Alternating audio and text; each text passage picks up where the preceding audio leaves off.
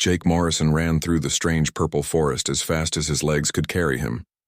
Behind him, he could hear the clicking sounds of the alien hunters getting closer. His rifle was almost empty, and his radio was broken. The battle had gone very badly for the human soldiers. The trees around him looked like giant crystals reaching up to the dark sky. This planet was nothing like Earth. The ground felt soft under his boots, and the air smelled like metal. Jake had been fighting on this world for 3 months now, but he still felt like a stranger here. 3 hours ago, his unit had been defending a small hill when the Zephyrians attacked. There were too many of them. The aliens came like a black wave with their energy weapons shooting bright beams of death. Jake watched his friends fall one by one until only he was left running. Now he was alone and lost. His squad leader, Captain Ross, was dead. So was his best friend, Danny. Jake tried not to think about their faces as he pushed through the crystal branches that cut his arms. The clicking sounds were getting louder. Jake knew the Zephyrians were fast runners. They looked like giant insects, with hard black shells and many eyes. Their long legs could cover ground quickly. Jake was strong for a human, but he was getting tired. He reached the edge of a cliff and stopped. Below him was a drop of maybe 200 feet onto sharp rocks.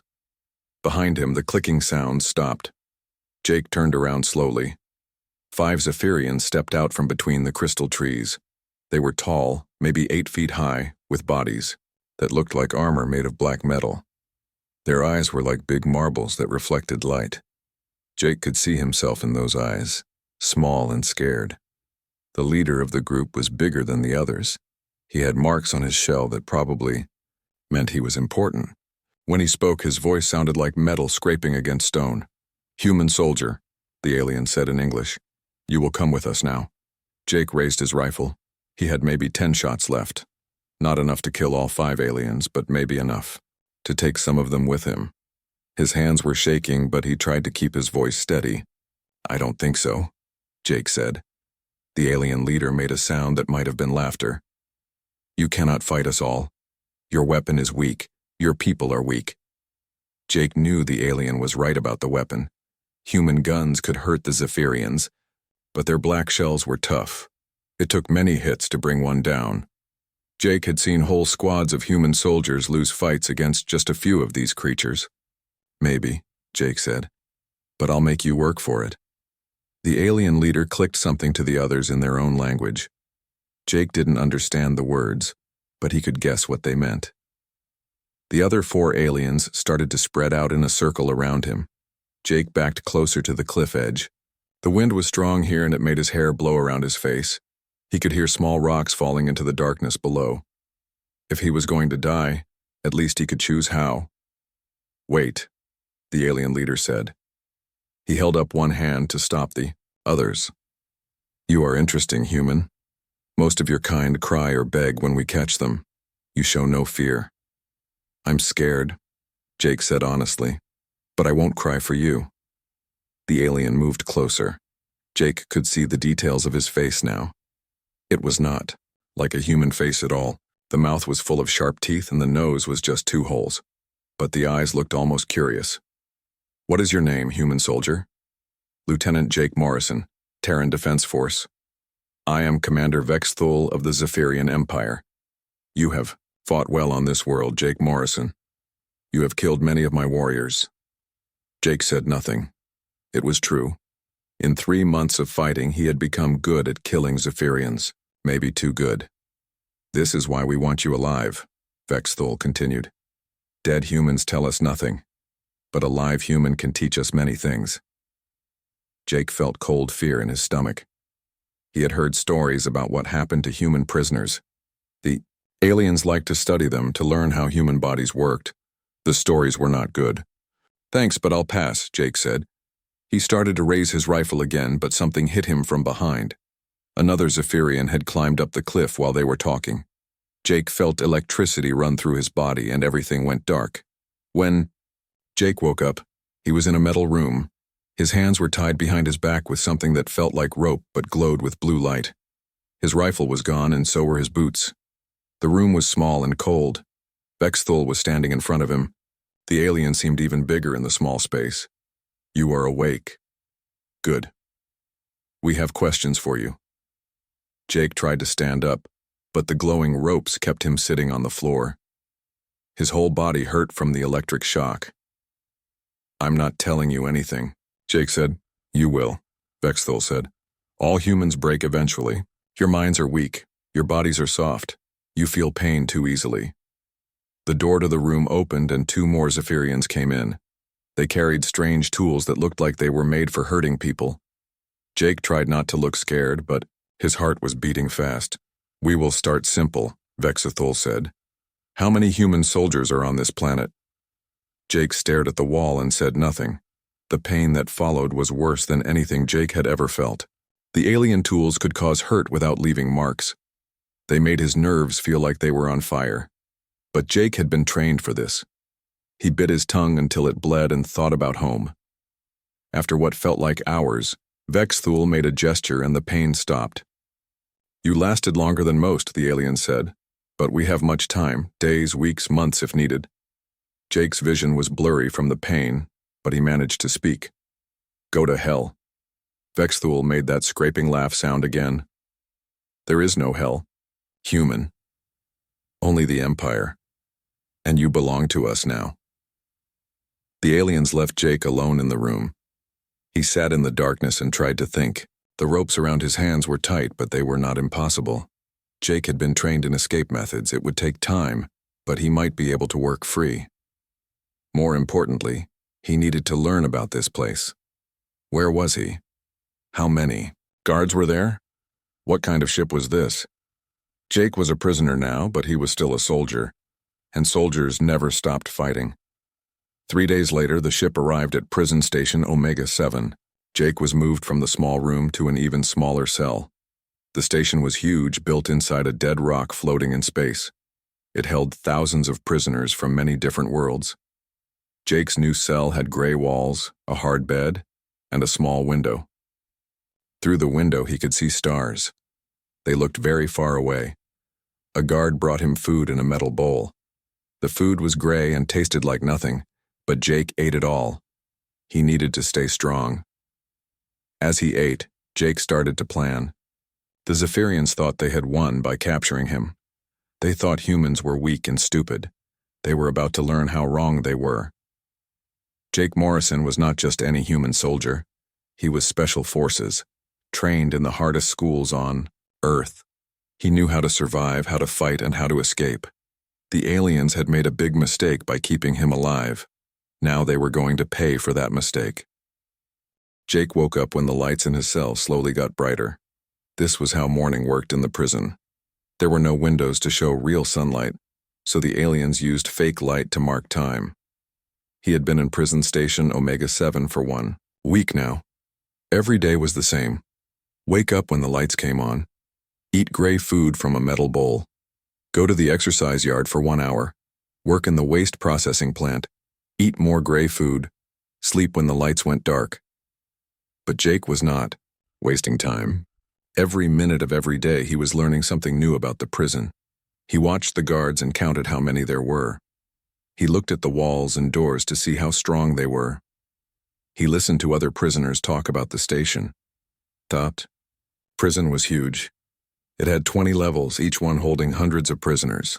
The guards were mostly Zephyrians, but there were also some other aliens that Jake did not know. All of them carried energy weapons that could kill a person in 1 shot. On his second day, Jake met another human prisoner. The man was thin and dirty, with scared eyes. His name was Chen, and he had been in the prison for 8 months. Don't try to escape, Chen told Jake during exercise time. Many prisoners have tried. They all died. The guards shoot anyone who causes trouble. Jake nodded but said nothing. He was not planning to cause trouble. He was planning something much bigger. During work time, Jake was sent to the waste processing plant in the lower levels of the station. The job was punishment for new prisoners. Jake had to carry heavy containers of garbage and dirty water from one place to another.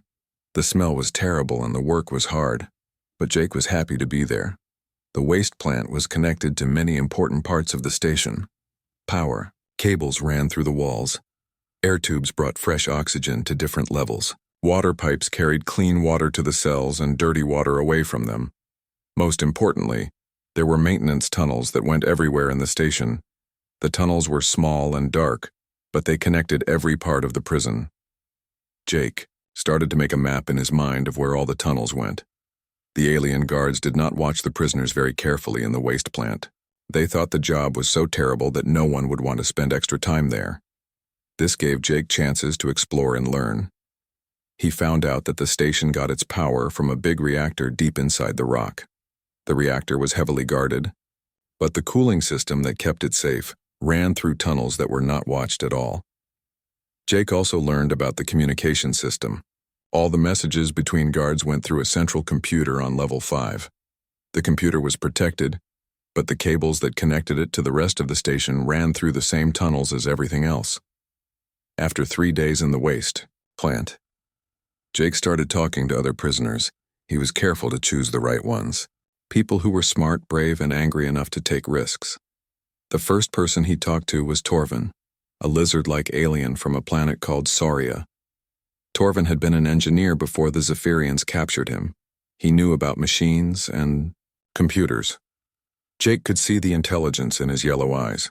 "This place is built badly," Torvin said one day while they were moving garbage containers. "The power system is not safe. If something went wrong, the whole station could lose electricity." Jake pretended to be just curious. "What kind of something?" "Damage to the cooling system," Torvin said. "Or maybe computer problems that made the reactor shut down by itself." Jake nodded like this was just interesting talk, but in his mind, he was starting to form a plan. The second person Jake approached was Nala, a bird-like alien with blue feathers and sharp eyes. She had been a pilot before her capture. During exercise time, she would look up at the ceiling and talk about flying. "I used to fly supply ships between the outer colonies," Nala told Jake. "Small ships, but fast. I could take a cargo runner from one star system to another in less than 5 days. Do you think you could still fly if you had the chance?" Jake asked. Nala's feathers moved in a way that might have been laughter. "Flying is like breathing. You never forget how." Jake also spent more time talking to Chen, the other human prisoner. Chen was scared and broken, but Jake could see that he had been strong once. Chen told him about his life before prison. "I was a maintenance worker on New Shanghai Colony," Chen said. "Fixed air systems and power grids in the big city towers. I was good at my job, had a wife and 2 kids. "What happened to them?" Jake asked. Chen's face went dark. "The Zephyrians bombed the colony. My family was in the shelter when it got hit. I was at work in the deep levels. That's the only reason I'm alive." Jake felt anger burning in his chest. The Zephyrians had taken everything from Chen, from all of them, but anger could be useful if it was controlled and pointed in the right direction. By the end of his first week, Jake had learned many important things.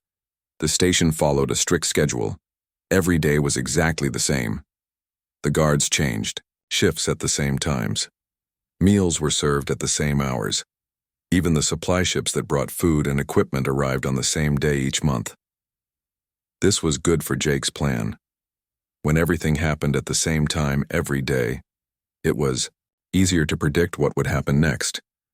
Jake also learned about the station's location. They were in deep space, far from any planets or shipping routes. The nearest human colony was weeks away, even in a fast ship.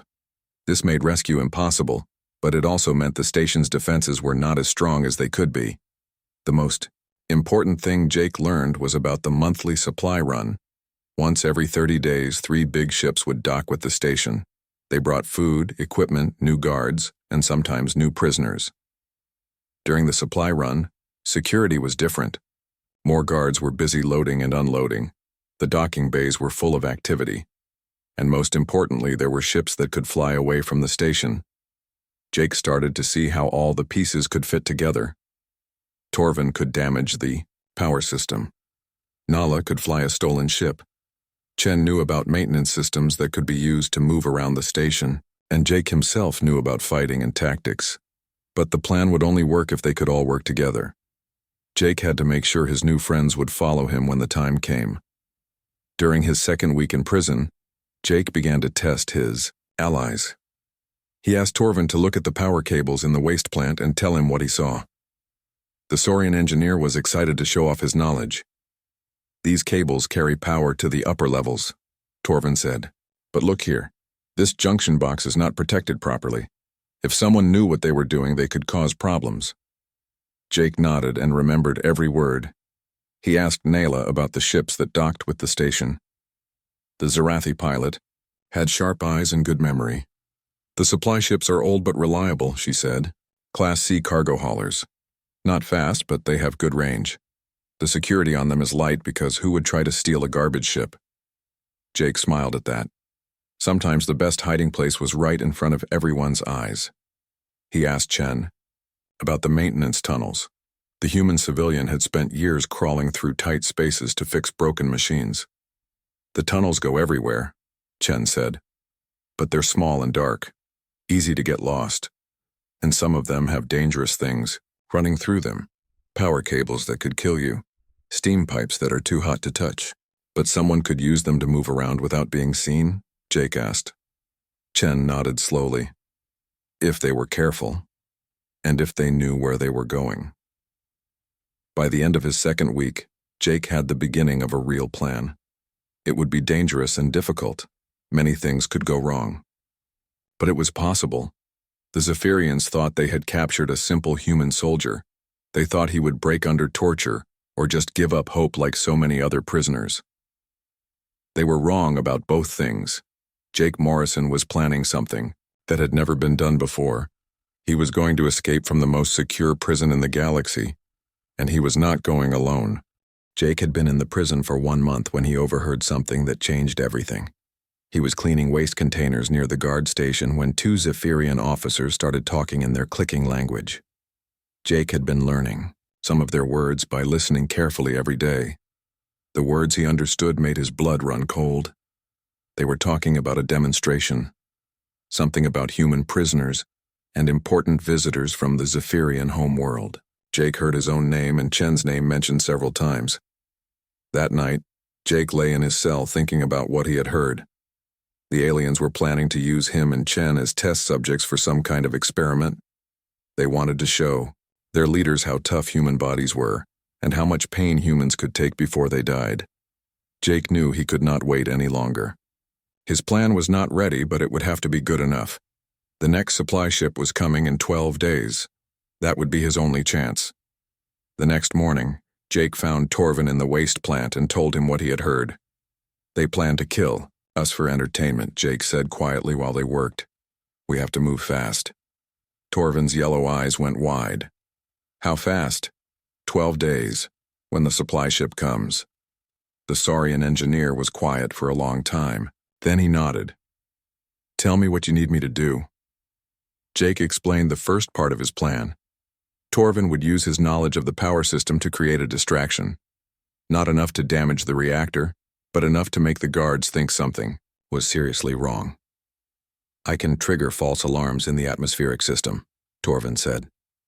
"Make it look like poison gas is leaking from the waste processors. That will make them evacuate the lower levels and send emergency teams to investigate." "How long will that keep them busy?" Jake asked. "At least 2 hours if I do it right. Maybe 3. That would be enough time for the second part of the plan." Jake found Nala during exercise period and explained what she needed to do. "You want me to break into the communication center?" Nala asked. Her blue feathers ruffled with nervousness. "That place is heavily guarded." "Not during an emergency," Jake said. "When the alarms go off in the lower levels, they will move guards from other areas to help. The communication center will have minimal security." Jake had been watching the guard patterns for weeks. He knew exactly how they would respond to different types of emergencies. The Zephyrians were very predictable in their procedures. "What do I do once I get inside?" Nala asked. Jake had thought about this carefully.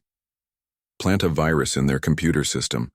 Nothing that will destroy important data, but something that will cause cascading failures over several hours. Lights going out, doors opening and closing randomly, life support systems cycling irregularly." Nala tilted her head like a bird studying a problem. "I know some basic computer programming from my pilot training, but creating a virus is complicated." "You don't have to create one," Jake said. I've been collecting components during my work. Shifts, broken circuit boards, damaged memory chips, pieces of old equipment. I've been rebuilding them into something useful. This was true. Jake had been using his engineering knowledge from military training to build improvised electronic devices. They were crude, but they would work for what he needed. The device will do most of the work, Jake continued. You just have to plug it into the right terminal and activate it. The third part of the plan was the most dangerous, and Jake would handle it himself. While Torvin created his distraction and Nala planted her virus, Jake would crawl through the maintenance tunnels to reach the power core. He had been mapping those tunnels for weeks, memorizing every turn and junction. The route to the power core was long and difficult, but it was possible. Once there, he would plant an explosive device that would damage the cooling system without breaching the reactor containment. The explosion would trigger emergency evacuation protocols throughout the station. That would create the chaos Jake needed for the final phase of his plan. Chen's role was simpler but equally important. He would create a distraction in the prisoner exercise yard at exactly the right moment. A fight that would draw guards away from the docking bay where the supply ships were berthed. I don't know if I can do this, Chen said when Jake explained his part. I'm not a fighter. I'm just a maintenance worker. You don't have to be a real fighter, Jake said. You just have to start something that looks like a fight. Other prisoners will join in because they're angry and frustrated. The guards will have to respond. Jake had been watching the other prisoners too. He knew which ones were close to breaking, which ones would explode into violence if given the smallest excuse. Chen just had to light the fuse. The explosive device Jake was building was the most challenging part of his plan. He had been collecting chemical components from cleaning supplies and industrial solvents used in the waste plant. Mixed in the right proportions, they would create a powerful explosion. The timing mechanism was harder to build. Jake had to use parts from broken electronic equipment to create a simple countdown device. It would not be very precise, but it would give him enough time to get away from the power core before the explosion. Jake tested each component carefully during his work shifts. He mixed small amounts of chemicals to see how they reacted. He built simple circuits to make sure his electronic parts worked properly. Everything had to be perfect because there would be no second chances. 6 days before the supply ship was scheduled to arrive, Jake had another problem. Commander Vex Thul came to inspect the waste processing plant with several other officers. They walked through the facility, checking security and asking questions about the prisoners. Jake tried to look like just another broken prisoner, but Vex Thul stopped and stared at him for a long moment. This is the human soldier who gave us trouble during capture, Vex Thul said to his officers. He has been very quiet since arriving here, perhaps too quiet. Jake kept his eyes down and said nothing. Inside, his heart was beating fast. If Vex Thul decided to search him or his cell, the plan would be discovered. Has he caused any problems? Vex Thul asked the guard supervising the work detail. No, sir, the guard replied. He works hard and follows orders. Typical broken prisoner behavior. Vex Thul made a clicking sound that Jake had learned meant satisfaction.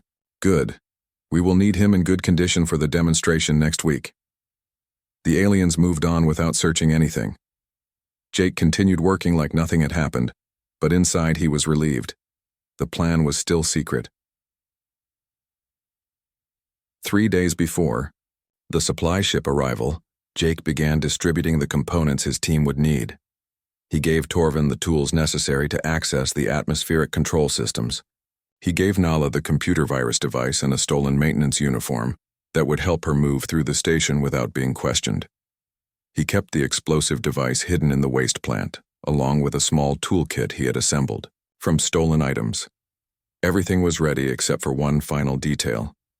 Jake needed to know the exact schedule for the supply ship docking.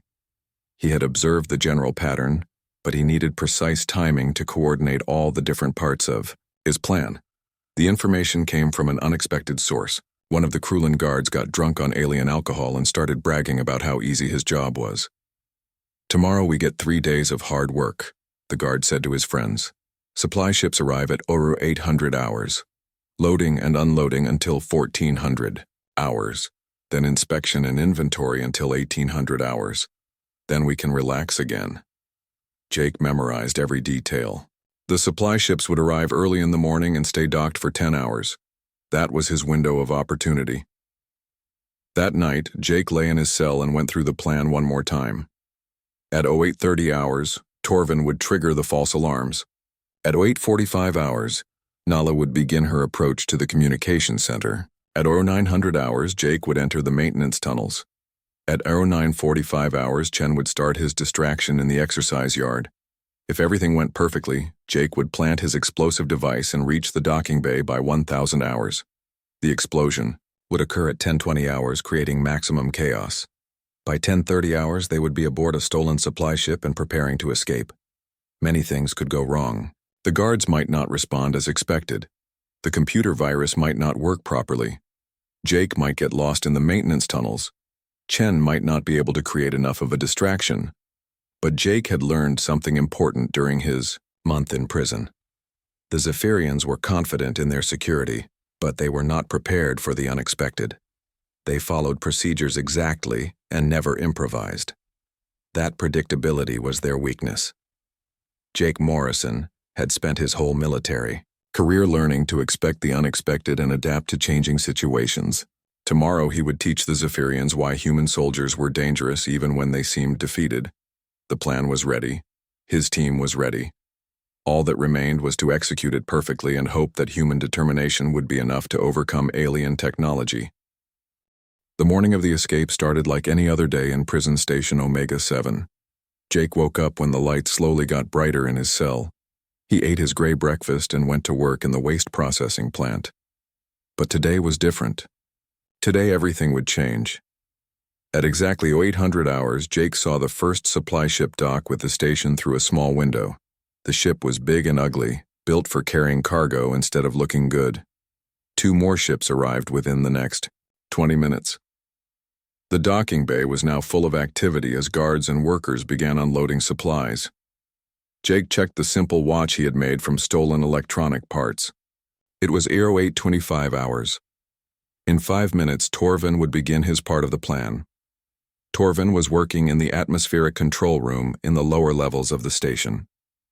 He had volunteered for extra duty there, telling the guards he wanted to learn more about the station's systems. The guards thought this was funny. Why would a prisoner want to work harder? At 0830 hours, Torvin began entering false data into the atmospheric control computers. He made it look like dangerous gases were leaking from the waste processing systems. The computers detected the fake readings and immediately triggered emergency alarms. Red lights started flashing throughout the lower levels of the station. Loud sirens made a terrible noise that hurt everyone's ears. Emergency messages played over the speakers in the Zephyrian language, telling all guards to report to evacuation stations. Jake watched as guards ran past the waste processing plant, heading for the emergency areas. Just as he had predicted, the Zephyrians followed their procedures exactly. They moved guards from other parts of the station to handle the crisis in the lower levels. At 0845 hours, Nala began her move toward the communication center. She was wearing a stolen maintenance uniform and carrying a toolkit that made her look like a repair worker. The uniform was too big for her bird-like body, but in the confusion of the emergency, no one looked at her very carefully. Nala walked through the corridors with confidence, like she belonged there. When guards passed her, she nodded politely and kept walking. The fake emergency in the lower levels was working perfectly. Most of the guards were busy with evacuation procedures. The communication center was on level 5, in the middle of the station. Normally it had 4 guards watching the entrance. Today it had only 1, and he was nervous about the alarms echoing through the corridors. Nala approached the guard and spoke in broken Zephyrian. "Computer problem in Section 12, she said, pointing at her toolkit. "Must fix communication lines." The guard looked at her suspiciously, but the alarms were making him worried. He let her pass without checking her identification too carefully. Inside the communication center, Nala found the main computer terminal. The room was full of screens, showing different parts of the station. She could see guards running around, in the lower levels, searching for the gas leak that did not exist. Nala pulled Jake's computer virus device from her toolkit. It was small and crude, made from broken circuit boards and salvaged memory chips. But Jake had built it carefully, and it would do what they needed. She plugged the device into the main terminal and activated it. The virus began spreading through the station's computer systems immediately. At first, nothing seemed to happen. Then small problems started appearing. A door opened when it should have stayed closed. Lights flickered in a corridor. An elevator stopped between floors. The virus was designed to cause cascading failures over several hours. Each small problem would create bigger problems until the station's systems were completely unreliable. At 0900 hours, Jake entered the maintenance tunnels. He had hidden his explosive device and tools in the waste processing plant 3 days earlier. Now he retrieved them and crawled into the small access panel he had been loosening for weeks. The tunnels were dark and narrow. Jake had to crawl on his hands and knees, dragging his equipment behind him. The route to the power core was complicated, with many turns and junctions. Jake had memorized the path, but in the darkness, it was easy to get confused. Power cables ran along the walls of the tunnels, carrying electricity to different parts of the station. Some of the cables were damaged and sparked occasionally. Jake had to be careful not to touch them. After 20 minutes of crawling, Jake reached a junction where 3 tunnels met. According to his mental map, he needed to take the tunnel on the right. But in the darkness, he was not completely sure which direction was right. Jake stopped and listened carefully. He could hear the humming sound of the power core somewhere ahead. The sound was louder in one tunnel than the others. That had to be the correct path. Jake continued crawling. The tunnel began to slope downward, leading deeper into the asteroid. The humming sound got louder and louder. Finally, Jake reached a ventilation grating that looked into the power core chamber. The chamber was huge, filled with massive machines that generated electricity for the entire station. The power core itself was a glowing cylinder in the center of the room, surrounded by cooling pipes and control systems. Jake had studied the power core's design during his work in the waste processing plant. He knew exactly where to place his explosive device for maximum effect. Jake removed the ventilation grating carefully and lowered himself into the chamber. There were no guards here. The Zephyrians believed their power core was too well protected for anyone to reach. The cooling system was a network of pipes that carried liquid coolant around the power core. If those pipes were damaged, the core would overheat and automatically shut down. The explosion would not destroy the reactor, but it would trigger emergency protocols throughout the station. Jake placed his explosive device against the main cooling pipe and set the timer for 20 minutes. That would give him enough time to reach the docking bay, but not enough time for the Zephyrians to find and disable the device. At 0945 hours, Chen began his part of the plan. He was in the prisoner exercise yard with about 50 other prisoners from different species. The yard was surrounded by high walls with guard towers at each corner. Chen walked up to a large prisoner from a species he did not recognize. The alien was twice Chen's size and looked mean. Chen knew this would probably hurt, but he also knew it was necessary. "Your mother was an ugly space slug," Chen said loudly in basic galactic language. The big alien turned around and stared at Chen with surprise, then anger, then rage. What happened next was exactly what Jake had predicted. The big alien attacked Chen, knocking him to the ground with one punch. Other prisoners saw the fight and decided to join in. Some helped Chen, others helped the big alien, and some just started fighting whoever was closest. Within minutes, the exercise yard was full of violence. Prisoners were throwing punches, wrestling on the ground, and shouting in a dozen different languages. The guards in the towers started shooting stun bolts to break up the fights, but there were too many prisoners and not enough guards. More guards came running from other parts of the station to help control the riot. This was exactly what Jake needed. The docking bay guards were being called away to handle the emergency in the exercise yard. At 1000 hours, Jake reached the maintenance tunnel that led to the docking bay. He could hear the sounds of loading and unloading through the walls. Workers were moving supplies from the cargo ships to storage areas throughout the station. Jake's explosive device was set to detonate in 20 minutes. He had to be ready to steal a ship and escape before that happened. Jake crawled out of the tunnel into a storage room near the docking bay. Through a small window, he could see the 3 supply ships. Two of them were still being unloaded, but the third ship looked almost ready to depart. That was their target. Jake just had to wait for his team to arrive and hope that everything else was going according to plan. At 10:10 hours, Torvin appeared in the storage room. The Saurian engineer looked tired and nervous, but he was smiling. "The atmospheric emergency is keeping half the guards busy," Torvin said. "They still think there's a gas leak in the lower levels." At 10:15 hours, Nala arrived. Her stolen uniform was torn and dirty, but she had made it to the rendezvous point. "The computer virus is working," she said. "Systems are failing all over the station. The guards don't know what's happening."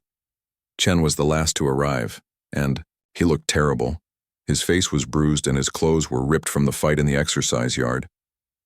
"The riot is still going," Chen said. "Most of the guards are trying to stop it. The docking bay has minimal security right now." Jake looked at his makeshift watch. 5 minutes until the explosion. It was time to move. "Remember," Jake said to his team, "once we get on that ship, there's no turning back. Are you all ready for this?" They all nodded. They were scared, but they were also determined. The Zephyrians had taken everything from them. Now it was time to take something back. Jake led his team toward the docking bay where their stolen ship was waiting. In 5 minutes, prison station Omega-7 would never be the same. Jake and his team moved quickly toward the docking bay. They could hear shouting and alarms echoing through the corridors behind them. The riots in the exercise yard were still going strong, and guards were running everywhere trying to control the chaos. The docking bay was a huge open space carved out of the asteroid rock. 3 supply ships sat on metal platforms, connected to the station by flexible tubes. Workers in protective suits were still moving cargo containers, but most of the loading work was finished. Jake pointed to the smallest of the 3 ships. It was old and battered, with rust stains on its hull, but it looked ready to fly. "That one," Jake whispered to his team. "It's a Class C cargo hauler. Nala, can you fly it?" Nala studied the ship with her sharp bird eyes. "Yes, it's an older model, but the controls should be standard. Give me 5 minutes to start the engines." "You'll have less than that," Jake said, checking his watch. "The explosion happens in 3 minutes." They moved toward the ship, trying to look like they belonged there. Jake had stolen worker uniforms for all of them during the past week. In the confusion of the emergency, no one looked at them too closely. A Zephyrian supervisor was standing near the ship, checking numbers on a data pad. He looked up as they approached. "Who are you?" the supervisor asked in his clicking voice. "This ship is almost ready for departure." "Maintenance team," Jake said in basic Zephyrian. "Last-minute safety check." The supervisor looked confused. "I was not told about any safety check." Before he could ask more questions, Jake hit him with a piece of metal pipe he had hidden under his uniform. The supervisor fell down and did not get up. "Move fast," Jake told his team. They ran up the loading ramp into the ship. The inside was cramped and smelled like old metal and engine oil. Nala went straight to the pilot's cabin while Torvin and Chen secured the cargo bay doors. Jake found the ship's communication system and tried to figure out how to use it. He needed to send a message that would confuse the station's controllers long enough for them to escape. Nala's voice came over the ship's speakers. "Engines are starting up. 30 seconds until we can launch." Jake activated the communication system and spoke in his best Zephyrian accent. "Control tower. This is cargo ship 779 requesting immediate departure clearance. We have medical emergency on board." The control tower responded immediately. "Cargo ship 779. You are not scheduled for departure for another 4 hours. Emergency departure authorized by Commander Vexthul." Jake lied. "Sick crew member needs immediate medical attention." There was a pause. Then the controller said, "Stand by for clearance verification." Jake knew they did not have time for verification. In 1 minute, his explosive device would detonate and everything would change. "Launching now," Nala announced. The ship lifted, off from the docking platform with a loud roar of engines. Jake felt his stomach drop as they rose into the air. Through a small window, he could see the station growing smaller below them. The control tower was shouting over the radio now. "Cargo Ship 779, return to docking bay immediately. You do not have departure clearance. Jake turned off the radio. It did not matter what the control tower wanted anymore. Exactly 60 seconds later, Jake's explosive device went off deep inside the station. The blast was not huge, but it was in exactly the right place. The cooling pipes around the power core broke and hot coolant sprayed everywhere. Emergency systems throughout the station activated immediately. The power core began shutting down automatically to prevent a meltdown. Lights went out in sections of the station. Life support systems switched to backup power. Through the window, Jake could see prison station Omega-7 flickering like a dying star. Some levels were completely dark while others still had emergency lighting. The virus is working too, Nala called from the pilot's cabin. I'm reading massive system failures throughout the station, but their escape was not over. Yet. The station's defense systems were still working, powered by backup generators. Energy weapons began shooting at their ship, filling the space around them with deadly beams of light.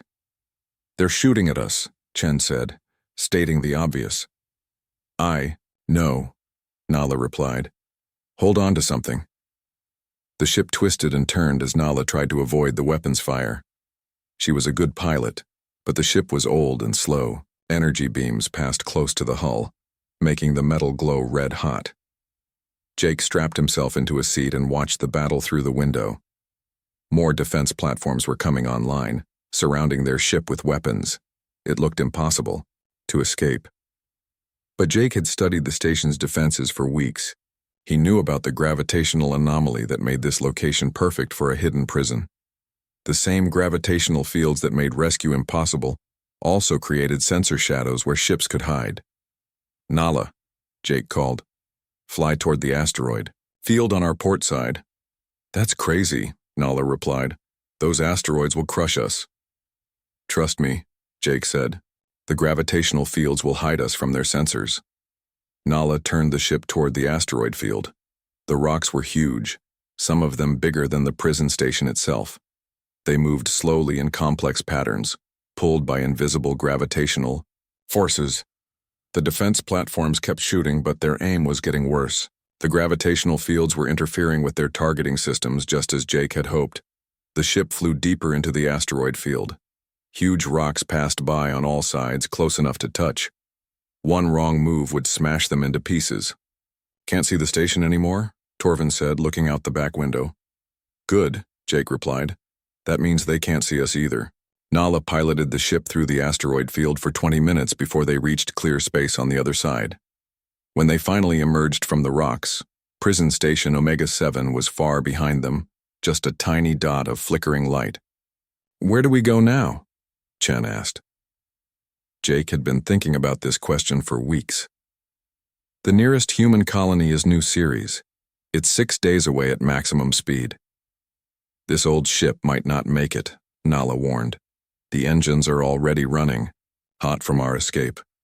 Then we'll make it, Jake said firmly. They flew through space for 3 days before reaching the edge of human territory. The ship's engines were making strange noises and the life support system was failing, but they were alive and free. When New Ceres traffic control detected their approach, Jake sent a message using his military codes. Within hours, they were aboard a fast military ship heading for Earth. The debriefing took weeks. Jake told Terran Command everything he had learned about prison station Omega-7. The location, the defenses, the number of prisoners, the weaknesses in their systems. Admiral, Martinez listened to Jake's report with growing amazement. You're telling me that you not only escaped from their most secure prison, but you also recruited alien prisoners to help you? She asked. Yes, ma'am, Jake replied. Torvin, Nala, and Chen were essential to the plan. Without them, it never would have worked. And you believe we can mount a rescue mission to free the remaining prisoners? Jake nodded. The station's defenses are weaker than they appear, and now we know exactly how to exploit their weaknesses. 3 months later, a joint human-alien fleet attacked prison station Omega-7. The battle was short and decisive. Jake's intelligence was perfect, and the station's defenses crumbled under coordinated assault. Thousands of prisoners were freed, including 57 humans who had been held for months or years. The intelligence gathered from the station led to the discovery of dozens of other Zephyrian facilities. Commander Vexthul was captured during the battle. When he was brought before Jake, the alien's compound eyes showed confusion and fear. "How? Did you do this?" Vexthul asked. "You were just one human soldier." Jake looked at the alien commander who had once thought humans were weak and primitive. "You made a mistake," Jake said quietly. "You thought capturing me was the end of the story. But for humans, capture is just the beginning. We never stop fighting, we never give up, and we never leave our people behind." The liberation of Prison Station Omega-7 became famous throughout the galaxy, the story of how one human soldier had escaped from an impossible prison and then returned with an army spread to every world. The Zephyrian Empire never recovered from the blow to their reputation. Other species began to resist their rule. Inspired by the example of human determination, Jake was promoted to major and given command of a special rescue unit. Torvin became the unit's chief engineer, Nala their primary pilot, and Chen proved invaluable as an intelligence analyst. Years later, when people asked Jake how he had accomplished the impossible, he always gave the same answer. "I didn't do it alone," he would say. "Humans are strongest when we work together, and we're strongest of all when we refuse to accept that anything is truly impossible." The prison station was gone, destroyed in the battle that freed its captives, but its legacy lived on in the knowledge that even the most secure cage could not hold the human spirit. The Zephyrians had believed they captured a human soldier. Instead, they had unleashed a force that would reshape the galaxy. In the end, Jake Morrison had proven something that every human knew but few aliens understood. Humans were not the strongest or the smartest or the most advanced species in the galaxy, but they were the most stubborn. And sometimes stubborn was enough to change everything.